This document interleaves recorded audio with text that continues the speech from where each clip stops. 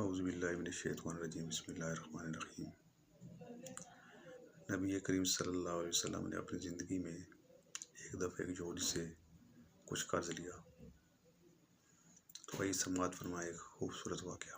حضرت عمر رضی اللہ تعالیٰ عنہ روایت کرتے ہیں کہ زید بن سعنہ نامی ایک یہودی تھا جس کو حضور نے قرض دینا تھا۔ آقا کریم علیہ السلام دو جہاں کے مالک ہیں، لیکن حضور کا فقر اختیاری تھا۔ آقا کریم علیہ السلام کے گھر میں بسا اوقات کتنے دن چولہا نہیں جلا کرتا تھا۔ حضور ادھار لے کر کے لوگوں کی مصیبتوں کو بھی دور کرتے اور گھر کا چولہا بھی بعض اوقات ادھار لے کے گرم کرنا پڑتا۔ اعلیٰ حضرت فرماتے ہیں مال کے کونین ہیں گو پاس کچھ رکھتے نہیں، دو جہاں کی نعمتیں ہیں ان کے خالی ہاتھ میں۔ تو کہتے ہیں کہ ایک دن حضور علیہ السلام کی خدمت میں ایک شخص حاضر ہوا جس کا نام زید بن سعنہ ہے اور یہودی ہے، اور اس نے حضور علیہ السلام سے قرض کا تقاضا کیا، لیکن تقاضا اتنے سخت انداز سے کیا کہ اس نے حضور علیہ السلام کی قمیص کو پکڑ کے کھینچا بھی۔ تو حضرت عمر رضی اللہ تعالیٰ عنہ نے جب دیکھا تو بڑے گھور کے اس کی جانب دیکھا اور اس کو پیچھے ہٹاتے ہوئے کہا کہ تجھے شرم نہیں آ رہی کہ اللہ کے رسول کے ساتھ کیسے سلوک کر رہا ہے اور میں تیرے سامنے موجود ہوں؟ تو حضرت نبی رحمت صلی اللہ علیہ وسلم نے حضرت عمر کو کہا، عمر مجھے تجھ سے اس بات کی توقع نہیں تھی۔ ذرا غور کیجئے حضور علیہ السلام کی اس سیرت کے انداز کو۔ ایک شخص آ رہا ہے اور حضور سے سختی کر رہا ہے، ابھی حضور کو قرض لٹانے کی جو تاریخ ہے اس میں بھی 4 دن باقی رہتے ہیں اور وہ ناجائز سختی کر رہا ہے۔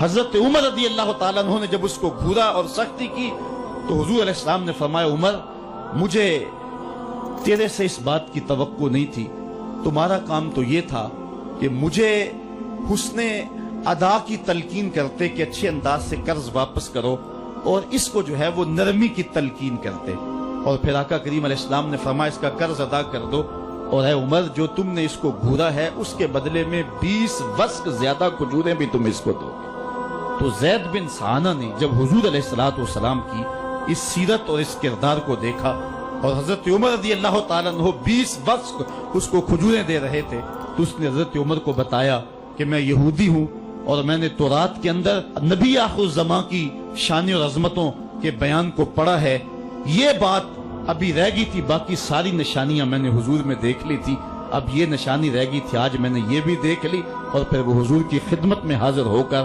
اسلام کے دائرے میں داخل ہو کر حضور کا عبدی غلام بن جاتا ہے۔ تو یہ انداز حضور علیہ السلام کی سیرت کا زمانے کو حضور علیہ السلام کے قریب کرتا ہے۔ میرا رب خود کہتا ہے لو کنت فظا غلیظ القلب لانفضوا من حولک، اے محبوب اگر تو ترش مزاج اور تنگ دل ہوتا تو اتنے لوگ تیرے گرد کبھی بھی جمع نہ ہو پاتے۔ کچھ ان کے خلق نے، کچھ ان کے کردار نے کر لی، مسخر ساری دنیا شہ ابرار نے کر لی۔ حضور علیہ السلام کے پیار نے زمانے کو اس قدر قریب کر دیا کہ وہ حضور علیہ السلام پہ جانے قربان کرنے کے لیے ہمہ وقت مستعد اور فعال رہتے تھے۔ جتنا پیار انہوں نے حضور سے کیا ہے کائنات میں اس کی دوسری کوئی مثال نہیں ملتی ہے۔ ایک شاعر کہتا ہے اپنے محبوب کا ذکر کرتے ہوئے، وہ کہتا ہے حافظ شیرازی نے غالباً کہا ہے کہ میرے جیسا محب زمانے میں کوئی نہیں، اس لیے کہ تیرے جیسا زمانے میں محبوب بھی تو کوئی نہیں۔ اگر صحابہ جیسا عاشق تمہیں زمانے میں نہیں ملتا تو محبوب جیسا کوئی صورت و سیرت میں حسین بھی تو زمانے کے اندر تمہیں نہیں ملے گا۔ تو حضرت سیدنا انس کے لفظ کان رسول اللہ صلی اللہ علیہ وسلم احسن الناس، حضور لوگوں میں سب سے زیادہ حسین ہے۔ اور دوسری بات کان رسول اللہ اجود الناس، حضور سب سے زیادہ سخی ہیں۔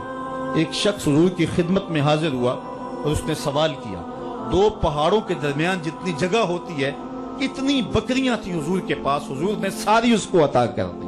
وہ واپس جا کے اپنی قوم سے کہنے لگا کہ محمد عربی ایسا شخص ہے اتنا عطا کرتا ہے کہ پھر کمی کا شائبہ ہی باقی نہیں رہتا۔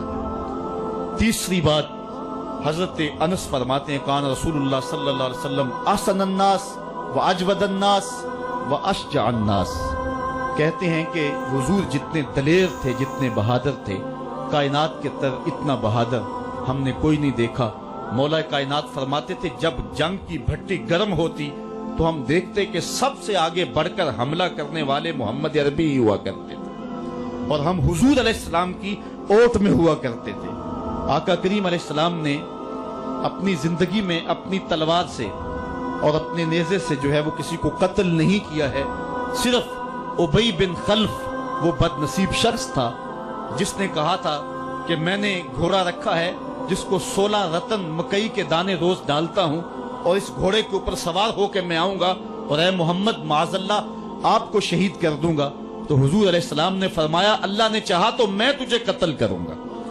اور پھر غزوہ احد کے موقع پہ جب وہ آیا کہنے لگا کہ میرا راستہ چھوڑ دو اور پھر وہ گھوڑا لے کر کے آگے بڑھا. صحابہ آگے بڑھنے لگے تو حضور نے فرمایا پیچھے ہٹ جاؤ.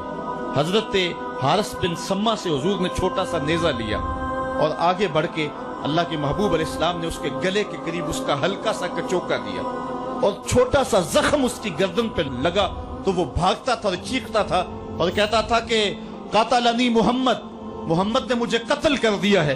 لشکر والوں نے کہا ابی بن خلف عجیب بات ہے، ایک چھوٹا سا زخم ہے اور تو اتنا شور ڈال رہا ہے. اس نے کہا تم نہیں جانتے ہو کہ مجھے کتنی اس کی تکلیف ہو رہی ہے.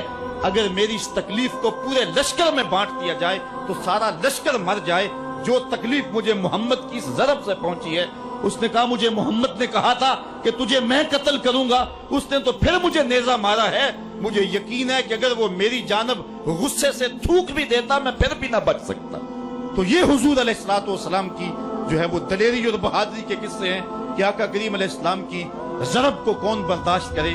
ایک معمولی خراش برداشت نہ کر سکا اور نارے جہنم میں جہنم کا وہ کتا جا پہنچا. تو آقا کریم علیہ الصلوۃ والسلام کی سیرت کے اس عنوان کو حضرت انس نے کتنے خوبصورت انداز میں بیان کیا. کان رسول اللہ صلی اللہ علیہ وسلم احسن الناس و اجود الناس و اشجع الناس. لوگوں میں سب سے دلیر بھی حضور، سب سے سخی بھی حضور اور سب سے صورت و سیرت میں حسین بھی حضور. حضرت نبی رحمت صلی اللہ علیہ وسلم غزوہ حنین کے موقع پہ آپ دیکھیں سفید خچر کے اوپر سوار ہیں اور ایک پہاڑی درے میں کافر گھات لگائے بیٹھے تھے. جب اچانک انہوں نے تیر اندازی کی تو لشکر اسلام میں بھگدڑ مچ گئی. اس وقت حضور تھے جو خچر کو آگے بڑھا رہے تھے. حضرت عباس رضی اللہ تعالیٰ عنہ رکاب تھامے تھے اور آقا کریم کہہ رہے تھے انا نبی لا کذب انا ابن عبد المطلب، میں نبی ہوں اس میں کوئی جھوٹ نہیں، میں عبد المطلب کا بیٹا ہوں. تو حضور علیہ السلام کا یہ انداز کہ جب میدان کے اندر بھگدڑ مچی ہے تو سب سے آگے بڑھ کر کے کفار پر حملہ کرنے والے سفید خچر کے اوپر مصطفیٰ ہیں. علماء نے حضور کی بہادری کے اس قصے کو بیان کرتے ہوئے فرمایا جنگوں میں خچر کا سفید ہونا، ایک تو خچر کا ہونا بہادری پہ دلیل ہے اس لیے کہ گھوڑے رکھے جاتے ہیں کہ بھاگنا آسان ہو، اور دوسرا مٹیالے رنگ کے جو ہیں وہ جانوروں کی سواری کی جاتی ہے. یہ فوج کی وردی کا رنگ مٹیالہ، اس کی حکمت بھی یہ ہے. لیکن آقا کریم علیہ الصلوۃ والسلام سفید خچر پہ جو ہے وہ سوار تھے.